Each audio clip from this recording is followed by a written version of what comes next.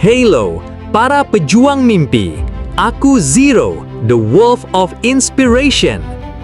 Pernahkah kalian membayangkan sehelai daun sederhana dapat menjadi senjata untuk menyelamatkan jutaan manusia? Bukan daun emas, bukan pula daun yang masuk anggaran Konoha, lalu harganya mendadak 10 kali lipat. Daun itu bernama Artemisia annua, tanaman yang selama berabad-abad digunakan dalam pengobatan tradisional Tiongkok. Dari tanaman tersebut, seorang ilmuwan bernama Tu Yuyu menemukan artemisinin, obat yang mengubah perjuangan dunia melawan malaria. Ia bukan ilmuwan yang sejak awal dikelilingi kemewahan, laboratorium canggih, atau sorotan kamera. Ia bekerja dalam proyek rahasia, menghadapi kegagalan berulang, dan bahkan menguji temuannya pada tubuhnya sendiri. This is not merely a story about medicine. Ini bukan sekedar cerita tentang obat. Ini adalah kisah keberanian, ketelitian, dan pengabdian. Namun semuanya bermula ketika penyakit justru mengetuk hidupnya sendiri.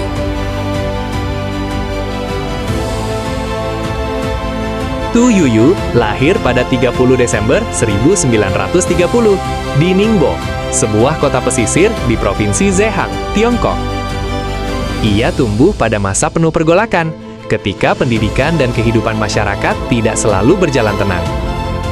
Namun, keluarga Tu menganggap pendidikan penting, bukan sekedar alat mengejar jabatan, seragam, atau meja rapat berpendingin udara. Pada usia sekitar 16 tahun, hidupnya mendadak berhenti karena ia terserang tuberkulosis. Penyakit itu memaksanya meninggalkan sekolah selama 2 tahun untuk menjalani perawatan di rumah. Bayangkan, para pejuang mimpi, ketika teman-temannya terus belajar, Tu harus berhadapan dengan tubuh yang melemah. Akan tetapi, pengalaman tersebut justru menumbuhkan ketertarikannya pada dunia pengobatan dan cara ilmu menyelamatkan manusia.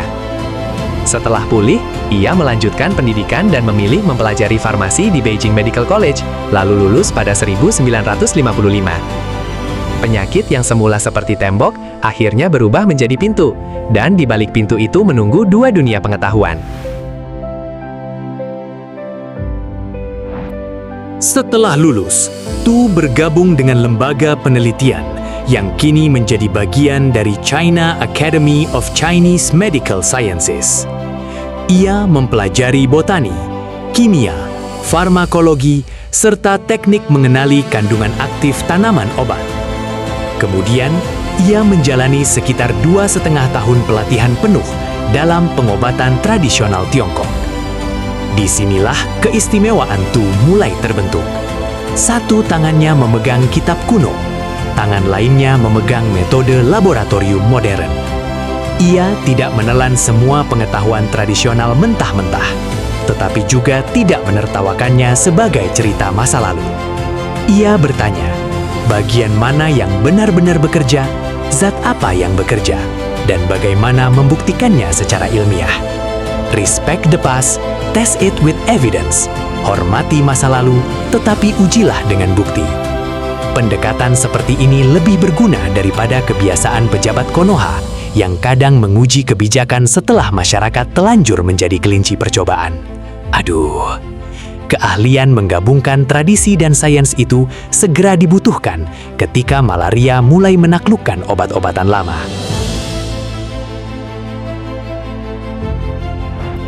Malaria bukan demam biasa. Penyakit ini disebabkan parasit yang masuk melalui gigitan nyamuk Anopheles betina yang terinfeksi. Parasit kemudian menyerang sel darah, menyebabkan demam, menggigil, sakit kepala, kerusakan organ, bahkan kematian. Pada dekade 1960-an, parasit malaria mulai semakin kebal terhadap klorokuin, obat utama yang sebelumnya diandalkan. Situasinya memburuk ketika malaria juga menyerang banyak tentara dan warga sipil selama Perang Vietnam. Pada 23 Mei 1967, pemerintah Tiongkok meluncurkan operasi rahasia yang kemudian dikenal sebagai Proyek 523. Namanya diambil dari tanggal pembentukannya, bulan kelima, hari ke-23. Sederhana, tetapi misinya luar biasa besar. Sekitar 50 lembaga dilibatkan untuk menemukan obat baru melawan malaria yang telah kebal terhadap pengobatan lama. Pada awal 1969, Tu Yuyu ditunjuk memimpin kelompok penelitian proyek 523 di lembaganya. Ia kini memikul misi menyelamatkan manusia, tetapi petunjuknya tersembunyi di antara ribuan resep berusia ratusan tahun.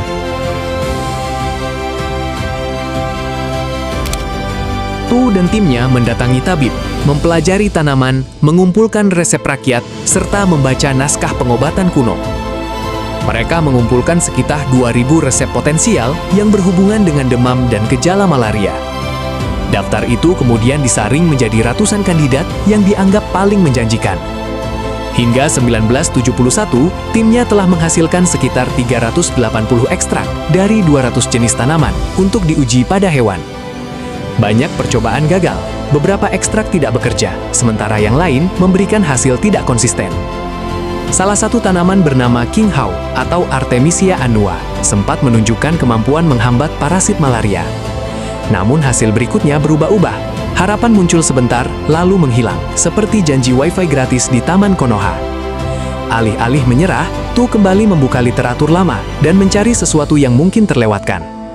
Kemudian ia menemukan satu kalimat kuno yang membuat seluruh arah penelitian berubah.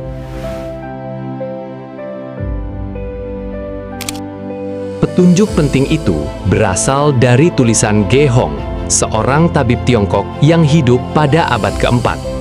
Naskah tersebut tidak menyuruh pembacanya merebus King Hao dalam suhu tinggi. Tumbuhan itu justru direndam dalam air, diperas, kemudian cairannya diminum.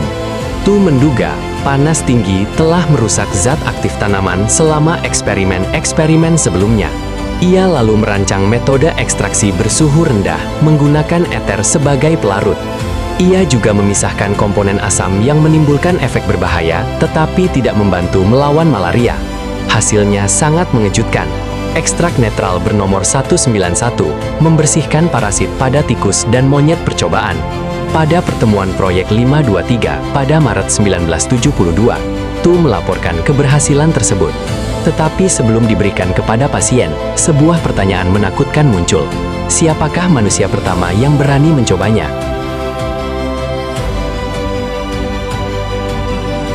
Tu Yuyu tidak menyuruh orang lain maju, sementara dirinya bersembunyi di balik meja laboratorium. Bersama beberapa anggota tim, ia menawarkan diri menjadi kelompok pertama yang mengonsumsi ekstrak tersebut. Tu ingin memastikan ekstrak itu cukup aman sebelum diberikan kepada pasien malaria. Leadership means taking the first risk. Kepemimpinan berarti berani menanggung resiko pertama. Wah, berbeda dengan sebagian pemimpin Konoha. Rakyat disuruh melompat dahulu, pejabatnya menonton sambil memegang pelampung. Pret. Setelah tidak ditemukan masalah serius, pengujian dilanjutkan kepada 21 pasien malaria di Provinsi Hainan. Sekitar separuh menderita malaria Plasmodium falciparum, sementara lainnya terkena Plasmodium vivax. Demam mereka turun dengan cepat, dan parasit dalam darah menghilang, sebuah hasil yang membuka jalan besar. Ekstrak itu telah bekerja, tetapi Tu masih harus menemukan molekul pasti yang bersembunyi di dalamnya.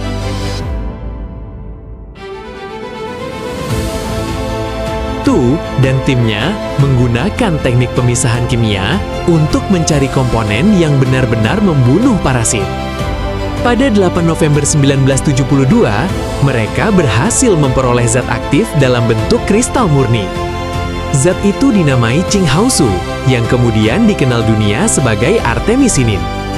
Artemisinin memiliki struktur kimia tidak biasa, terutama jembatan peroksida yang penting dalam aktivitasnya melawan parasit. Secara sederhana, molekul ini membantu menyerang parasit malaria dengan sangat cepat pada fase awal infeksi. Pada 1973, Tu mengembangkan dihidroartemisinin, turunan yang dilaporkan jauh lebih kuat dan membantu mengurangi kekambuhan. Uji klinis terhadap ratusan pasien kemudian memperkuat bukti bahwa senyawa tersebut sangat efektif. Menjelang 1979, kelompok penelitian Tiongkok telah memberikan artemisinin kepada lebih dari 2.000 pasien.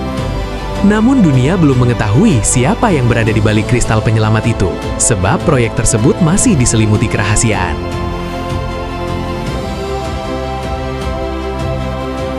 Karena proyek 523 bersifat rahasia, Hasil penelitiannya lama tidak dikenal luas di luar Tiongkok. Laporan berbahasa Inggris mengenai artemisinin baru muncul pada 1979, dan nama para penulisnya bahkan dicantumkan secara anonim. Pada 1981, Tu mempresentasikan temuannya dalam pertemuan ilmiah yang didukung WHO, Bank Dunia, dan Badan PBB. Barulah komunitas internasional mulai memahami besarnya potensi artemisinin dan berbagai turunannya. Perlu diingat, penemuan ini bukan pekerjaan seorang manusia sendirian. Banyak ilmuwan dan lembaga turut mengembangkannya. Bahkan pemberian penghargaan kepada satu tokoh pernah memunculkan perdebatan mengenai kontribusi kolektif proyek 523. Namun, kepemimpinan Tu, pembacaan ulang naskah kuno, dan perubahan metode ekstraksi menjadi terobosan penentu. Pada 2011, ia menerima Lasker DeBakey Clinical Medical Research Award, salah satu penghargaan medis paling bergengsi. 4 tahun kemudian, sebuah telepon dari Nobel Prize mengakhiri penantian pengakuan yang berlangsung puluhan tahun.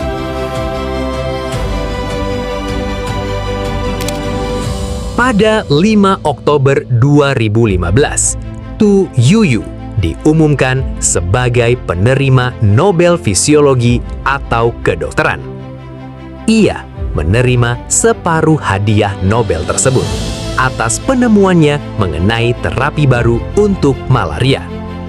Separuh lainnya dibagi antara William C. Campbell dan Satoshi Omura untuk terapi melawan infeksi parasit lainnya. Tu menjadi ilmuwan dari Tiongkok daratan pertama yang menerima Nobel dalam kategori sains. Hal yang mengejutkan, pencapaian itu diraihnya tanpa gelar doktor dan tanpa pengalaman pendidikan formal di luar negeri. Ia tidak memiliki resep rahasia berupa koneksi politik, pencitraan, atau baliho sebesar gedung Kementerian Konoha. Resepnya adalah membaca teliti, menguji berulang, mengakui kegagalan, dan berani mengubah metode. Penemuannya menunjukkan bahwa inovasi tidak selalu lahir dari teknologi terbaru. Kadang ia muncul dari pertanyaan baru terhadap pengetahuan lama. Namun Nobel bukanlah akhir cerita, sebab artemisinin kemudian menjadi tulang punggung pengobatan malaria modern.